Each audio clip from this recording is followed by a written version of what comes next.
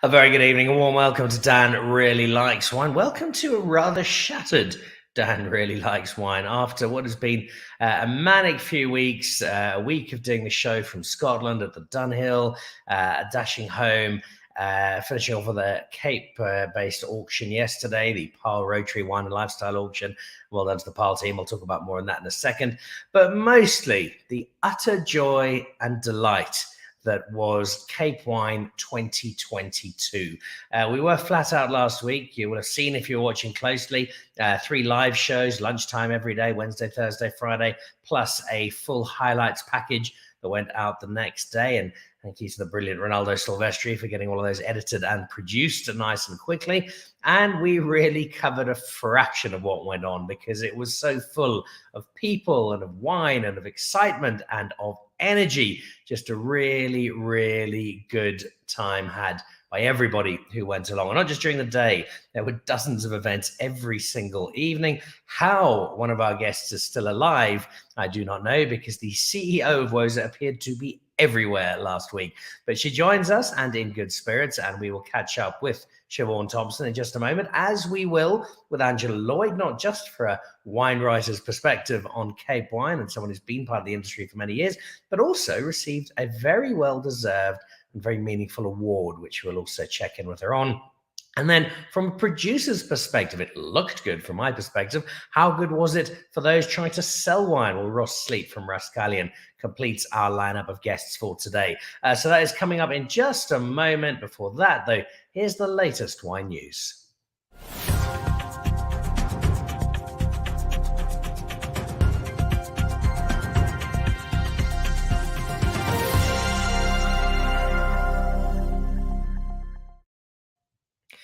Now, this is our big talking point. You will see the beaming face in the middle there of Angela Lloyd, who, together with 6 other veterans of the industry, you'll notice Michael Fridjon is in there. There's Johan Krecher from Canoncop. There's Truters in there. Not one of the awardees, but Benny Howard beaming out from right of screen. Was part of the Veritas Awards yesterday. A very busy week of wine.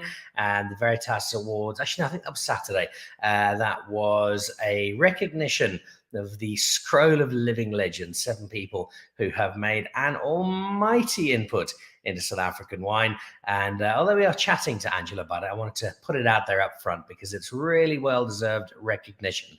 Angela is an extraordinary wine writer and wine judge and has been for so many years, and together with a number of her celebrated peers, got due recognition. So too did people like Kleiner Zolzer, who were Best Producer, and a number of terrific awards. We'll give you some more details on those awards on the show on Thursday. But well done, Angela, and we're chatting to her in just a moment. And well done to the Rotary Club of Pyle. They haul me down once a year for their annual auction. That's Dion Erasmus, who is the president of the Pyle Rotary Club. I have a very close affinity with Rotary, having spent a year in Australia in 1995, which seems like 100 years ago, as a Rotary Youth Exchange student. So I owe a huge debt to Rotary for giving me a life-changing year away as a teenager in Australia.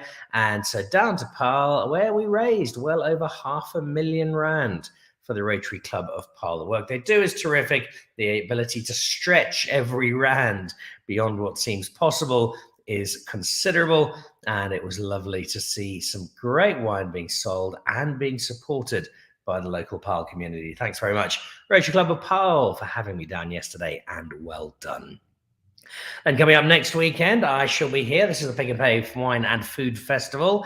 We'll be filming, we'll be hosting, we'll be doing tastings. There'll be a heavy Dan Really Likes Wine presence. It's at the Wanderers. We haven't had it at the Wanderers for a couple of years now. We had a taster of the event a little earlier this year on a slightly smaller scale up in Johannesburg. It was sold out.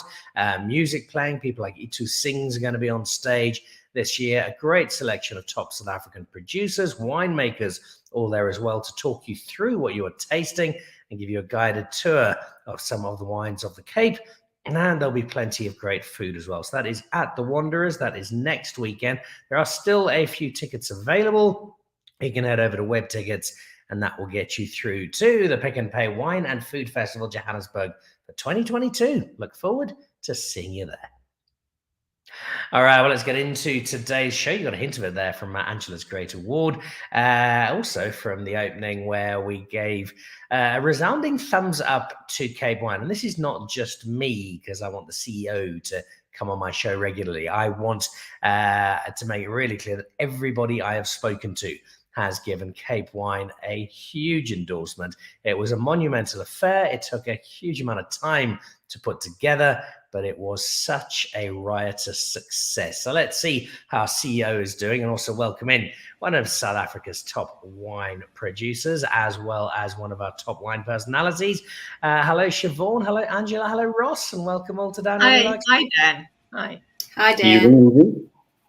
Well, let's start with a remarkably composed-looking CEO of Wines of South Africa. 3 days, you've had the weekend to recover, and I'd imagine switch your phone off and hide in the dark corner for a day or two. Have you had a chance, Siobhan, now just to take it all in and have an initial assessment of just how good this was? Well, Dan, I had 1 day to recover. I was also at Veritas celebrating with Angela, but yes, I think it sort of sunk in today when we got emails and phone calls and feedback all day, just happy producers, the show living up to expectations. And for me, that's the most important is for producers and visitors to say, look, we've achieved what we wanted to, we got what we expected and more. And for me, that really, really pays off. When I get that phone call saying, you know what, it was brilliant. We saw a lot of people, the quality of the people were great. That's all I want to hear. So I'm beside myself in terms of joy, and makes it all worth it. And there was a lot that went into this, and I think that's a good point to have a quick look at, in that you guys were planning this for a good 18 months, putting all of that work in. Just give us a sense of the scale of what went into this in terms of the number of people involved and the actual commitment from WOSA and partners to making this happen. Dan, that's very important. We've got a really small team. So the Stellenbosch team is really 12 people, including our receptionist, and they're the core of the people who put this whole show together. So, I sit here, and yes, I get the phone calls, but I've got an absolutely brilliant team working on this show and behind me. And it takes a good 2 to 3 years to actually plan. I think most importantly as well is we have great sponsors who come on board and help us and help fund it, because the budget is small and we need a lot of funding. We need a lot of help even from producers, and it's long days, long weekends, lots of collaboration, lots of help. But I think when you see the result, it's well worth it. And also big thanks to my managers who live overseas. A lot of them you had on the show. They're the ones who bring some really good guests. They're the ones who advertise it and talk about it, and make sure that people see it as a draw card to come and trade with our producers. Well, let's talk about that international component. It certainly added some glamour and a touch of the exotic to the show. We had people from all over the world dropping by just on our live shows and recorded shows last week. We had guests from Kenya, from Nigeria, from Ghana, from America, from England, from Greece, from Australia. It was really, really strong. Is that simply, oh, look, there are lots of cool international people joining in, and that makes us look like a big international fair? Or was there a real sense that you got back from the producers and people involved that the word about South African wine has been taken back, not just to share and say, hey, their wine's really good, but that it looks like it's going to translate considerably into more South African wine leaving our shores? Yeah, I think, Dan, what's very important, and one of the things that we said right from the beginning, is we want quality, not quantity. So the people who come to Cape Wine, particularly the international audience, need to be those who want to do business, those who want to take on brands or strengthen their portfolio. Sure, it is also about relationship building, considering we've had about 3 years of isolation. Well, we've had producers traveling, but only in the short term. So for me, what was so important was to see the quality of people come from overseas, those who were interested in taking on South African brands, and also listening to their feedback. Feedback was so positive about South Africa, so positive about the opportunities for South African wine, and also the comments and the feedback about those who got into the Cape Winelands and visited the areas. We have a week before the Cape Wine show takes place where visitors come in, they meet with producers, they go on sort of visiting programs. And that for me is really what pays off, is to hear how the image has changed and how it is changing. I'd also like to add, it's become a show for local trade as well. So we probably have about 50% of local trade people attending that show. And for me, that's also very powerful. So you're having that culmination of locals seeing it as an important gathering point to do business, as well as the international trade. I think that is a key point. We'll delve into that in a little more detail slightly later in the show. Let's head over now to Angela Lloyd, who is still glowing and beaming, and rightfully so. Angela, congratulations. Did you have any inkling that this particular recognition was coming? Benny Howard had contacted me about a month before because he wanted a CV. He wanted to know what I'd done, which was actually quite interesting because I had to dig back in the records and I'd forgotten a lot of things that I have done. I'm quite surprised by looking back and seeing how much, not only local stuff, but international, that I've written for or done South African entries for in books and so on. It is a very distinguished career, and there'll be plenty of people who've either read your work or encountered it with possibly not even realizing as they flick through a copy of Platter, say, over the years gone by. As you do look back, what are the highlights, do you feel, of this extraordinary wine career of yours, Angela? Oh, there are so many. I think really, I mean, next year I celebrate 40 years of being professionally involved with wine. So I think to actually have been going for that long is something to celebrate. I mean, there are other highlights. I think Platter has obviously been one, having started with John and Erica back in 1986 for the 86 for the 87 guide. Yeah. The award you got, the Scrolls of Living Legends, it puts you in some fairly esteemed company. So I'm going to ask you, if you will, Angela, I think we've got that photo back from Veritas from Saturday with you and everybody else in it. Starting with Bayers, can you just quickly take us through everybody who is in that photo and give us a little context so we understand just what a great collection of wine people this is? Okay, well, I mean, Bayers speaks for himself, absolutely. And then next to him in the front, that is Ola Olivier, who was a wonderful guy. I remember him from the manager of Romance Riviere, which is now called Mountain Oaks. It's right towards the Tulbach end of the Breda River Valley. And then between them is that's Christo Pina. He's the chairman of the show. And next to Ola is obviously Johan Kricker, who is not only co-owner of Canoncop, but he is the president this year of the International Wine and Spirit Competition, of which Canoncop won the best red wine producer. So that's a nice tie up there. Then I think you'll recognize the gentleman behind my left shoulder, Michael Fridgen. I mean, he's had so many awards and so well deserved. Then the gentleman behind him is Pete Engelbrecht. Engelbrecht, yes. He is part of the Wine and Spirit Board. I can't remember all his details now, but you know, he's played a big role in the wine of origin and how the whole system is run. Then the gentleman between him and Benny, that's Johannes Von Vilik, and apparently he is the person who has kept all the wine shows running for many years. He's been an absolute stalwart with Elsabe Ferreira for all the shows in the days when there were the young wine shows, which there still are. He was the one that Elsabe turned to because he knew exactly how each of them ran. And then, of course, there's Benny on the side. Benny is amazing because he emceed the whole Veritas Awards and was just didn't stop. I mean, he is unbelievable. I had the pleasure of dinner with Benny during Cape Wine, and Yes. he was such a wonderful raconteur and so wonderful to listen to. Yeah. It's a great collection of people, and I think one of the things that came out of the many outtakes for me, Angela, of Cape Wine is what a wonderful heritage we have, and it's not just the wine itself, but it's the people in there. And I suspect that's something that you would endorse immediately, that so much of the success of South African wine has been built around this extraordinary group of people within it.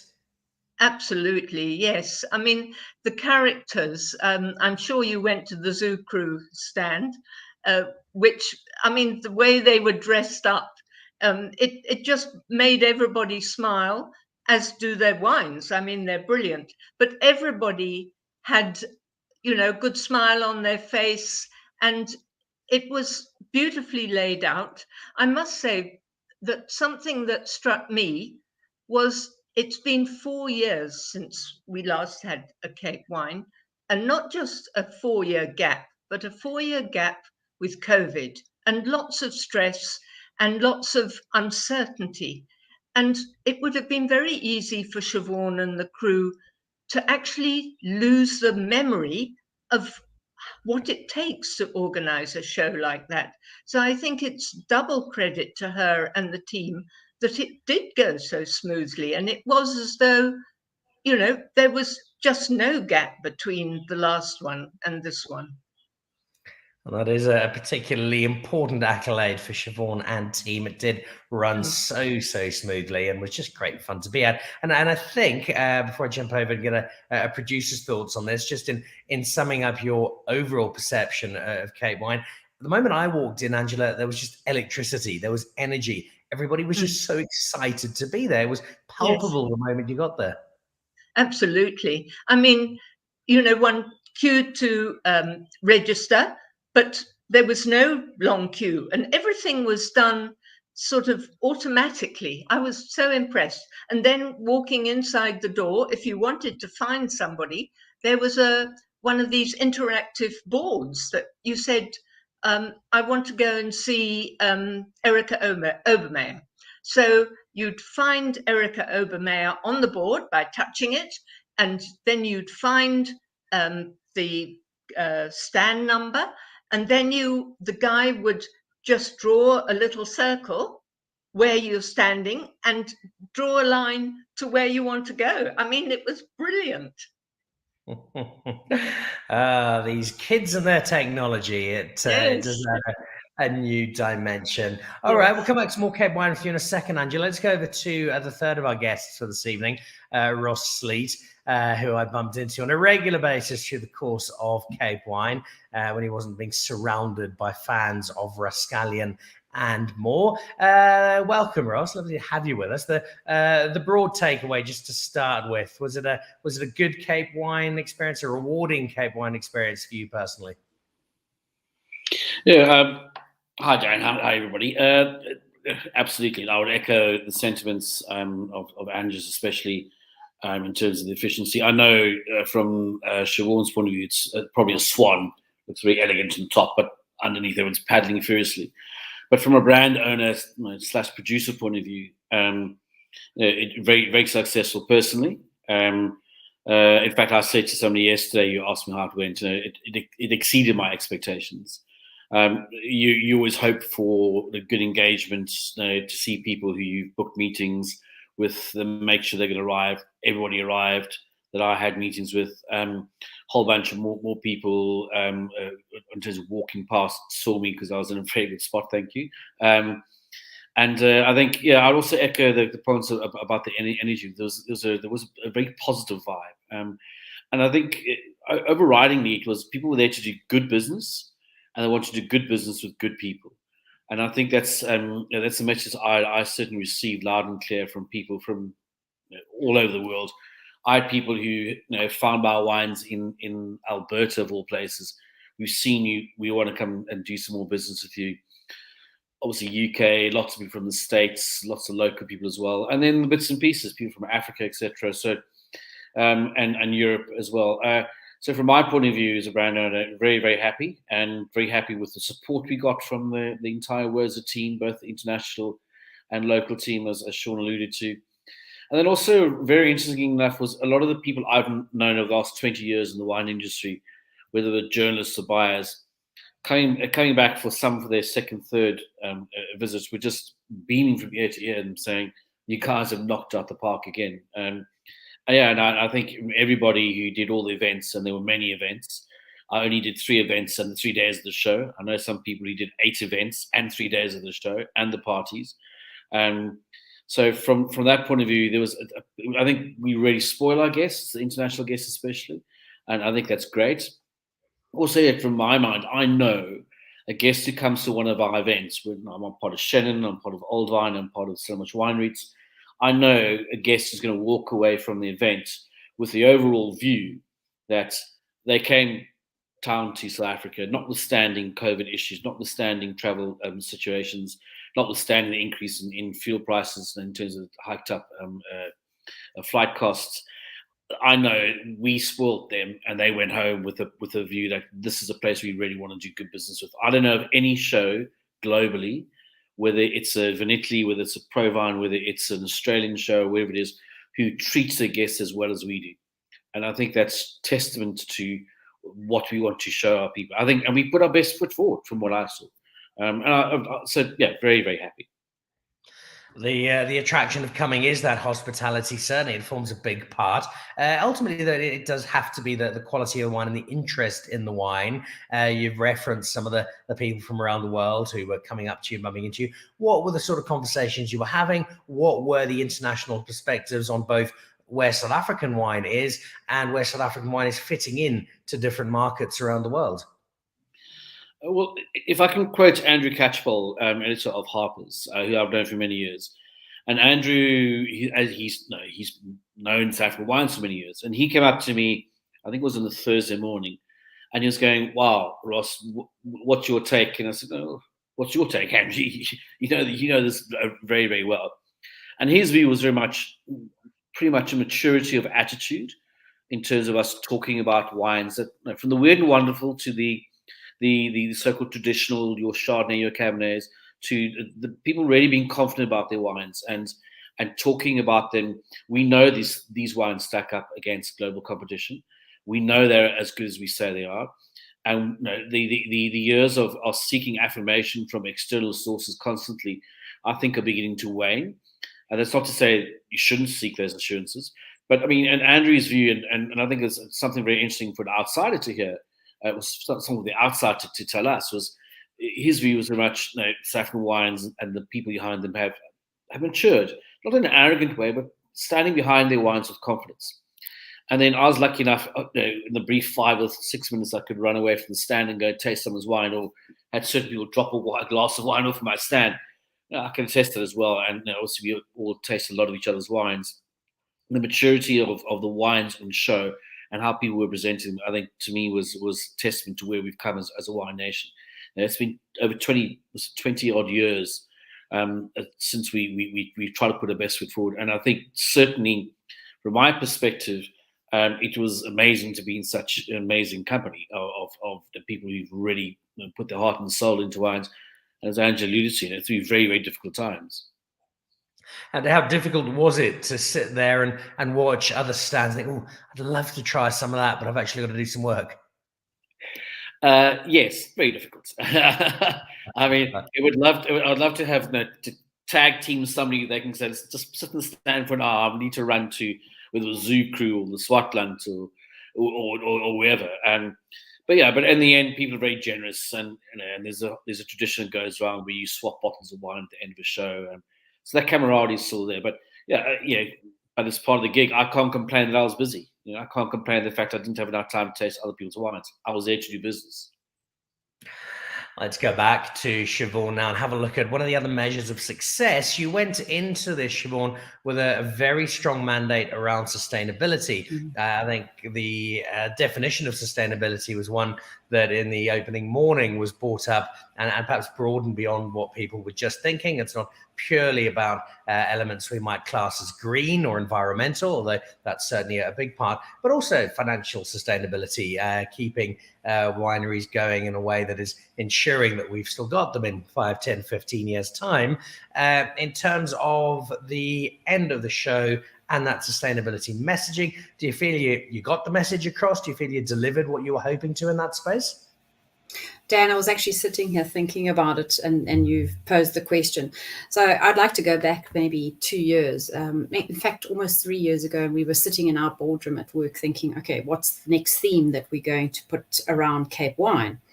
And I sat there, and I think my team thought I was nuts. And I said, 360. And they looked at me and said, what do you mean? I said, well, sustainability has to be a core of what we're talking about, but it has to be 360. And they said, what do you mean? I said, well, all three pillars: people, place, and what we call prosperity, the economic thing. And I look back now and I thought, wow, it was so interesting that was the thought around it, and how that developed, and how COVID came along and really pushed that and heightened it. And for me, having done 3 Cape wines, for the sustainability theme came through so strongly and was so needed. And people were talking about it before the show and during the show, as though it was sort of woven through everything we did. And I think for me, South Africa has to take that seat and own it. We have done so much in terms of sustainability, particularly our environment and our people. But we're so shy about it. We don't talk about it. In my opening speech on the first morning, I spoke about how the journey that we've traveled, for instance, on ethical trade, the journey we've traveled in terms of integral IPW, and also in terms of where we lie in terms of sustainability. And if we don't, where we lie in terms of financial sustainability. And if we don't get that right, the financial sustainability, we can't support those other 2 pillars. And I think we've been saying that for a long time to the world is, we deserve to be where the rest are in terms of our pricing and be paid for our worth of our wine. But we also deserve to get the listings in different tier groups, because we need to pay back. We need to pay a living wage. We need to replant our vineyards. So we need to have that fine balance. And the discussions were happening. The topics that we had for our seminars were important, and they were well attended. There was discussion around transformation and the progress we're making. Sure, we've got a long way to go, but the discussions were happening. We had Black-owned brands talking about their brands. We had Black farm owners talking about their farms and their trials and tribulations, and the conversations were happening. So it is, out of the 3 Cape wines that I've worked with, for me, that was such a successful integration of a theme into the show. And I hope those conversations continue. I don't want the conversations just to have happened before the show and on the showroom floor. They need to continue. The world needs to look to us and say, wow, you've got an amazing traceable system for production. Wow, you really care about ethical trade. We want to support you. So at the end of the day, I was very happy how that message has come through, and I would like it to continue playing through. And I think what makes that easier is that you've got, by and large, producers in South Africa who genuinely buy into this. This is not window dressing. This is not, well, it might help our marketing if it looks like we all pay a bit more attention to the environmental aspect of what we're doing. It has become increasingly, and obviously to varying degrees depending on the producer in question, but it is part of the philosophy now of most South African winemakers that sustainability isn't something to be nice to have if we can. It's an integral part of how our wine is produced in South Africa. I think that's key. When you start a program, it always is a struggle. And I saw that with Vita, which is the ethical trade program. It really is a struggle, but you almost get that snowball effect. It just gets bigger and bigger and bigger. And to see that where we sit now, close to 80% of our production being ethically certified. And it's exactly what you said. It just becomes a way of life. It's not, I have to do this and it's costing me this. It's part of what we do. We need to do it, and it's part of what we do. And for me, that's very important. And I think that sometimes is the problem, in that we do it and we get on with it, but we don't tell the world we're doing it. And then we have other countries that come in and really own it and PR it, and everyone says, oops, but South Africa's left behind. And we're not really left behind. We're actually leaders. So we need to talk about it, we need to tell the world, and we need to get recognition for it, particularly in countries where we have struggled in the past when it comes to bad press and for ethical trade. You go back to 2011 and 2012, where there were bad press reports, even recently, as recent as 5 years, about ethical trade. But now we can say, this is the program, this is what we're doing, this is how we're paying back, this is, how we are growing our people. So, yeah, I think it is critically important, but it is a way of life. Ross, from a producer's perspective, your take on sustainability, where you are as Rascallion, where you think your colleagues in the wine industry in South Africa are at the moment? From our point of view, I mean, we're a very small, lean organization. I mean, everything that you see about Rascallion is here. But I outsource a lot of stuff, a lot of tasks, etc. But I mean, the sustainability thing, I think Siobhan hit the nail on the head in terms of the economic sustainability. If we can't pay people a living wage, if we can't pay the right price for wine, grapes, etc., then the whole system doesn't deserve to survive. I can't talk for colleagues, but specifically, but I know in general, for example, people who I buy wine from, they almost to a person, in terms of, if I use organisation as a person, they ascribe to the sustainability pillars. It's inherent in their business models, and that goes from the financial to everything. The three pillars Siobhan related to. The interesting thing is to talk about the PR side of things. When I mention the sustainability seal to people from overseas, and I say, do your salespeople know about this? Most people go, oh my word, yes, we've kind of heard about it, or yes, we've heard some more, tell us more. The moment you tell them what goes behind that seal, the sustainability seal, their eyes just open up and they go, oh my word, so you guys actually live and breathe this, if I can paraphrase Siobhan. And the thing is, it just makes sense to do it. It'd be nonsense to say, oh, I can survive economically by paying silly prices for grapes or wine and not paying people a living wage. It doesn't make any sense logically. The bad press of the past, it needs to stay in the past, not because there isn't potentially stuff bad in the moment, but we have to call people out and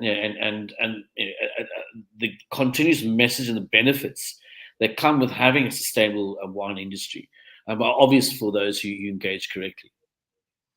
And I think that's a fairly widely shared philosophy amongst our winemakers. What is also widely shared is that South Africa has the ability to make so much really good wine, and we make it from so many different varietals. It can thus become a challenge, particularly if you were walking through a South African wine space for the first time at Cape Wine. The sheer volume of wine was staggering. Where did you start? What did you taste? Who did you speak to? It did not make it easy. Ross, from your conversations with people amongst the myriad wine available, what were people really picking up on? What were the styles of wines, the varietals, the interpretations that were really getting people excited in 2022 about South African wine?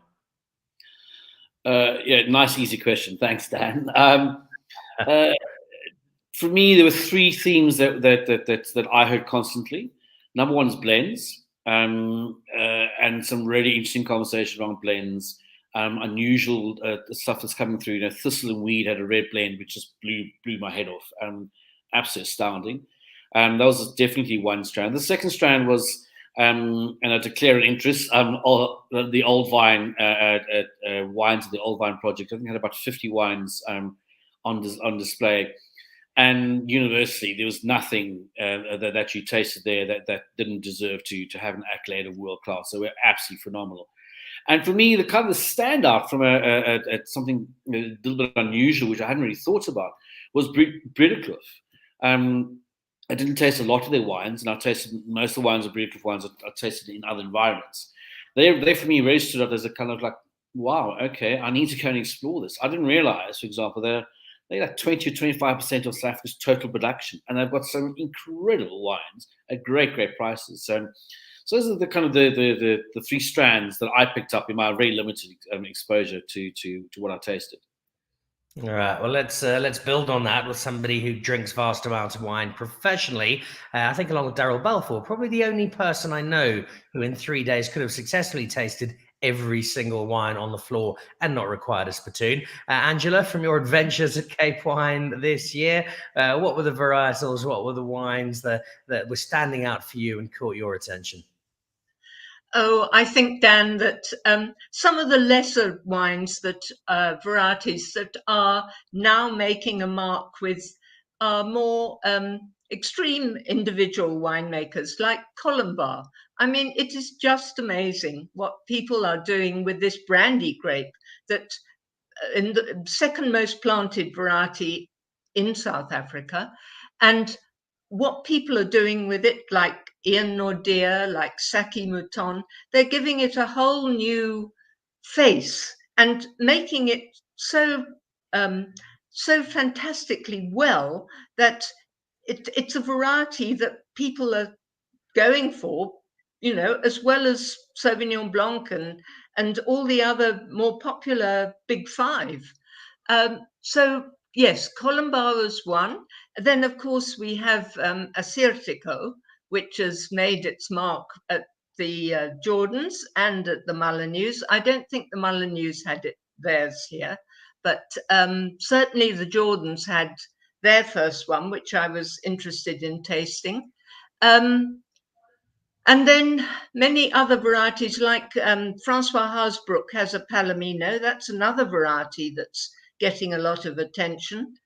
And John Gedeelte Bauer, he makes one that's been on floor. It has a veil of floor on it, so a bit like sherry. So one was tasting not only the ordinary wines, the ones that we're more used to, but certainly extreme wines that show that our versatility is very much alive and well.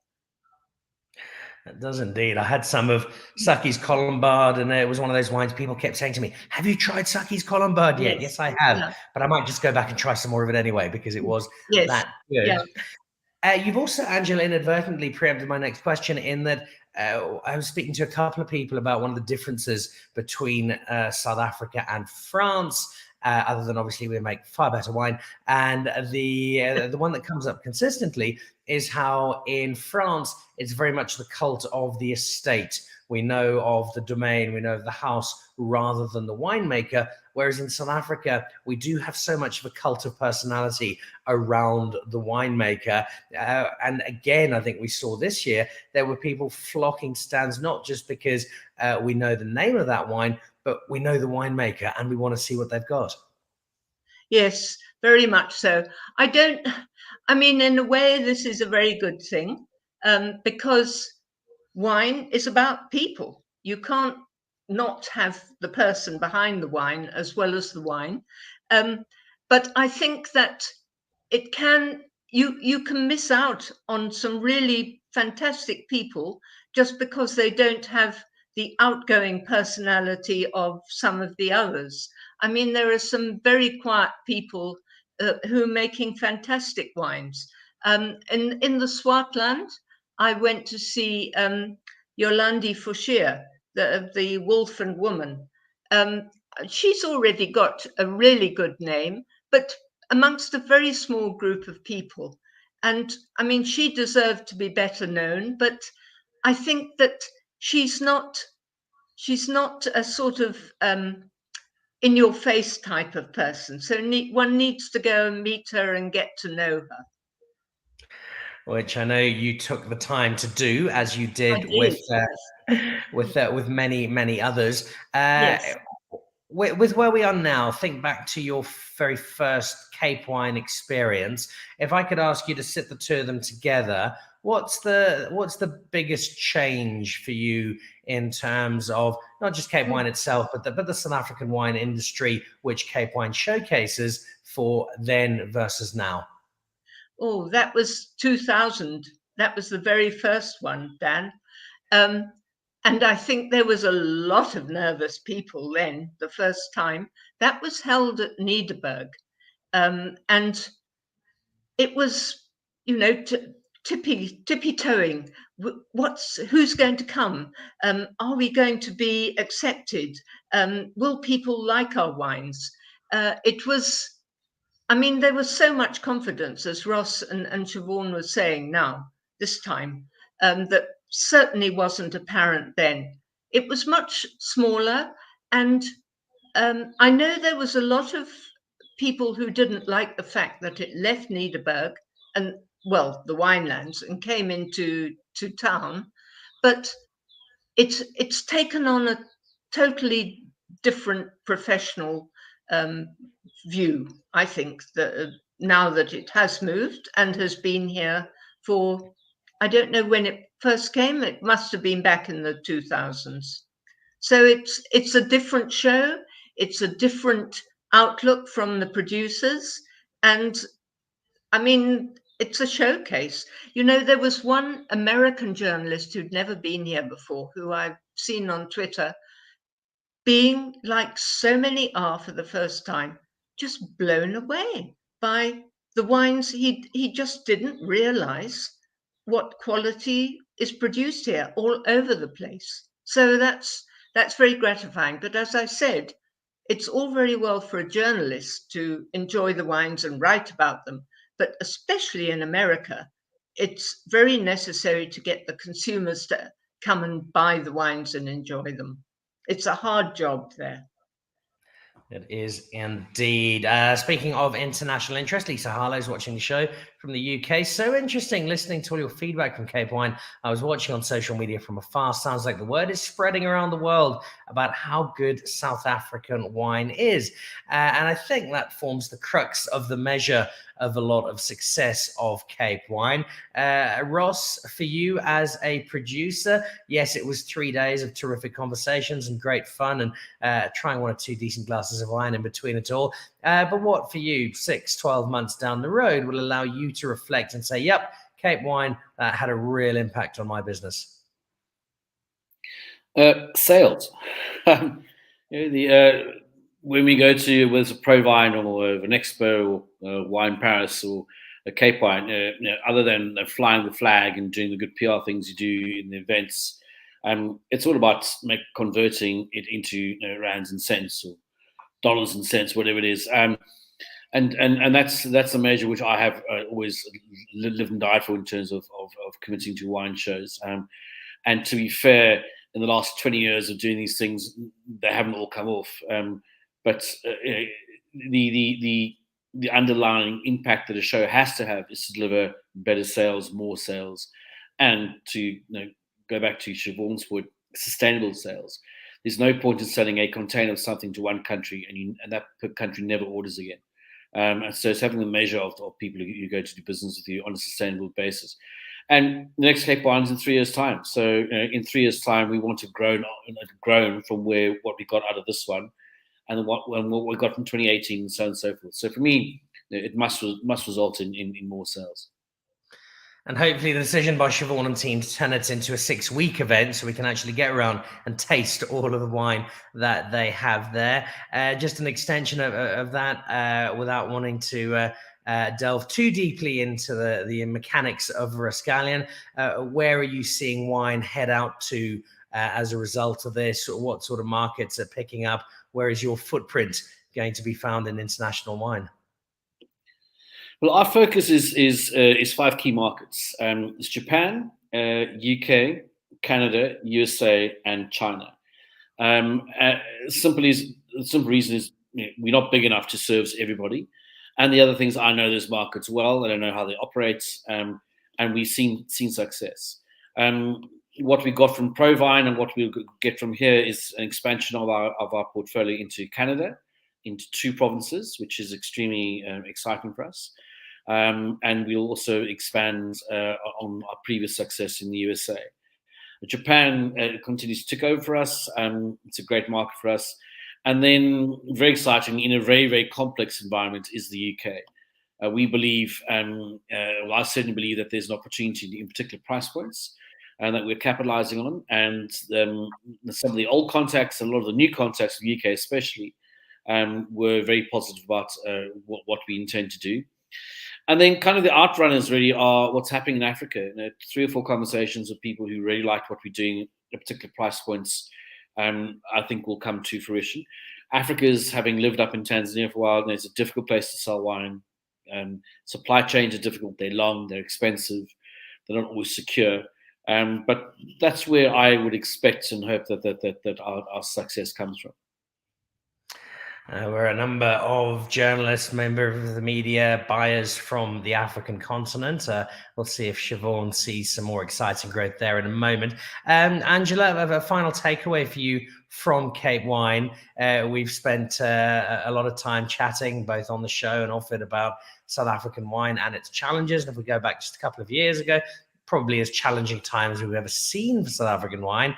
As Angela Lloyd, the journalist with a very long history of chronicling South African wine, how exciting is this current period of South African wine based on what we've had in the past?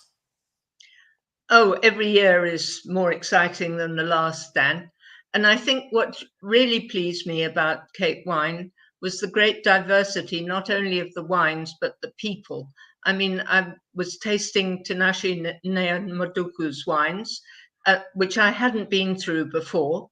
And I was really impressed with what he's doing. You know, he gets Opstal to help him with the wine.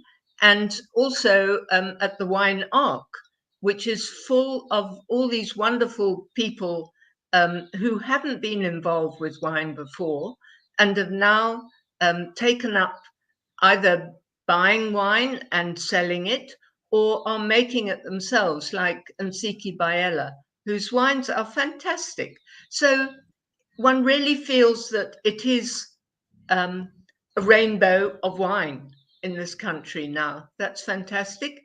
And the quality, of course, it really does get better every year. I mean, it sounds funny to say that because it starts off at such a high point, but every vintage is different. And I think when you consider it, it's only really since about 2000 that things have grown so well and that the quality has improved. So that's just 20 years. And when you think how the vineyards have had to be replanted because of leaf roll virus and so on, what people have done in such a short time can only give such a positive view and thoughts for the future. Because, you know, as I say, every year there's something new, there's something different and something better. It's a really, really positive space at the moment, South African wine. Back to the CEO on that note in closing for a wrap-up of Cape Wine 2022. Where to from here, Siobhan Thompson? Upwards and onwards. I don't know in terms of what our next theme will be, but I do feel that as Angela put, we're on a journey and we take a step up every year. And one thing that I find extraordinary about South Africa and the Cape Wine area is that wherever there's an issue in terms of a setback, we almost find the sunshine. We find a way of getting through it. And I look at the last 2 years and how COVID impacted us, and yet people just rise above it. They go, well, they moan a bit and then they go, right, we're moving on. And there's creativity that comes out. There's optimism that comes out. And there's also opportunities. You know, they find opportunities. And when you look at the investment happening in South Africa and the South African Cape Winelands, you can see that the outside world is seeing that as well. So we'll have to think hard and long about the next theme for Cape Wine, but I'm sure it will be apt for the time. And I just feel so positive about our future. You know, and as Ross said, the biggest achievement for me is to see the exports pick up out of the show. And it's not just about volume growth. It's about actually, you know, achieving the price that we need to achieve for our wine. So yeah, let's see what the next 6 months hold. I'm very positive. And one final point on that move into the the future and what sits on our horizon. I had a number of guests from the African continent on the show, and one or two of them made the point that they felt in the past sometimes that Africa had been a little neglected. Ross spoke about supply chains, and I think that is an important part to understand about getting wine into the continent. But it does seem like it is a really exciting opportunity for South African wine producers. Most definitely. I think that's so important. You know, I had the opportunity to travel to Lagos and Accra in July, and I was astounded at the positivity towards South African wine. But most importantly, and I always say it when I go to other African countries, is we are Africa. Our wine should be freely available in our continent, and we should be selling it to Africa very proudly. And I think the fact that we are going there and we are paying attention to other African countries is being appreciated. And there's a huge acceptance for South African wine, and also a huge thirst for the knowledge about South African wine. You know, they want to learn more. They want to know about South Africa, and they also want to visit South Africa. So for us, it's a real area of focus, has been for the past few years and will be. And I think what we've seen through COVID is the markets have bounced back, and exports have grown exponentially above where they were before COVID. So there's a huge area of opportunity in Africa and growth. There is also, of course, still plenty of opportunity elsewhere. The next big wine gathering is Provine. How does that fit into our South African wine future? And do you have dates yet for the diary for Cape Wine 2025? So Provine, yes, you spoke about, am I happy Cape Wine's finished and can I relax? No, I can't relax, because now we start Provine, and Provine is, I think it's around about the 19th to 21st of March next year. And we are going to have the biggest pavilion we've ever had. So there's a lot of work going to go into that. And we want to take some of these themes that we've used at Cape Wine through to Provine to get that continuity. So we're going to be talking a lot about sustainability. We'll probably be doing regional tastings and really getting that energy coming through. And in terms of Cape Wine, it's in 2025. It looks like we're probably going to have it in the first week of September 2025, but we will publish those dates once we've confirmed it. So as soon as we do confirm it, please diarize it and start booking your tickets now. All right. Yeah, it's been such fun running through last week today. And while you were speaking, I was remembering some of my own personal highlights. Dinner with the wonderful Benny Howard, drinking some 1966 Zonneblum and 1967 Chateau Libertas. But more importantly, just having Benny share the stories which Angela referred to from his stage time at Veritas. Pinot Noir Masterclass with Richard Kershaw. I think that might still be going, actually, 6 days later. Richard doesn't always wrap things up quickly, but gee, he's a fascinating man. And then just a wonderful collection of people. And I think all three of you this evening have made it very clear that on every possible level, it was a great success. And so to Ross, thank you for joining me. Good luck with getting that wine out around the rest of the world. Angela, always lovely having you on the show. Congratulations for that award. Thank you. It is a terrific one. And Siobhan, well done to you and your team. It was a monumental effort, and you put it together brilliantly, and it was a huge amount of fun. And I think by next week I might almost have begun to start recovering from it all. Dan, I'd also like to say thank you for your support. I think it was really great. Well, we had a huge amount of fun there. If you'd like to see what happened at Cape Wine, you can find on all of our channels our highlights packages from days 1, 2, and 3. And even that, though, is just a mere glimpse of what was a quite staggering 3 days in celebration of South African wine. Siobhan, Angela, Ross, thank you so much. Have a lovely week, and we'll see you back on the show again soon. Yes. Thanks, Dan. Lovely. CEO of Wines of South Africa, Siobhan Thompson, the wonderful Angela Lloyd, the Scrolls of Living Legends, her and 6 others given that acclaim on Saturday at the Veritas Awards, and Ross Sleet, wine salesman extraordinaire, and a man who's got a particularly vibrant wine business and a great love for the industry as a whole, all together recapping the 3 days and more that was Cape Wine last week. Deep breath and on we go. Next one, 2025.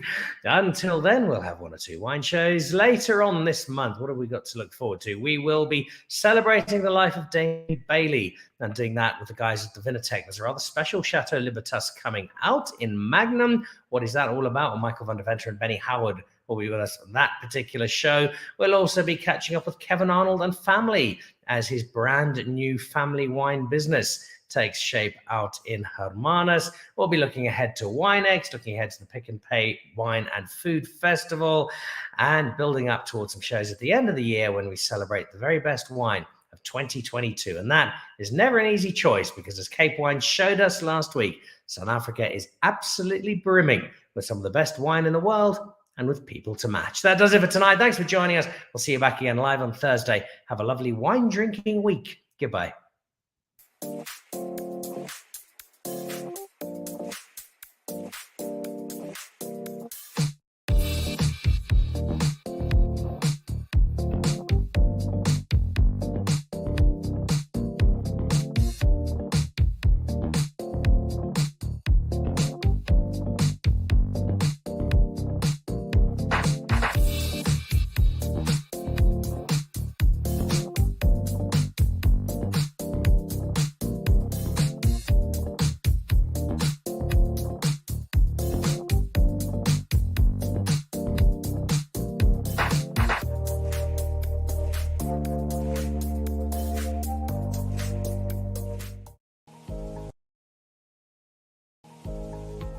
To join the Pick and Pay Wine Club, simply SMS your smart shopper number to 36775. It's absolutely free, and you'll get for yourself 3 times the smart shopper points on every bottle of wine bought. You'll also get a 20% discount on 10 different wines each month, a 25% discount on a case of wine, and a Magnum, some terrific competitions and invitations to awesome events.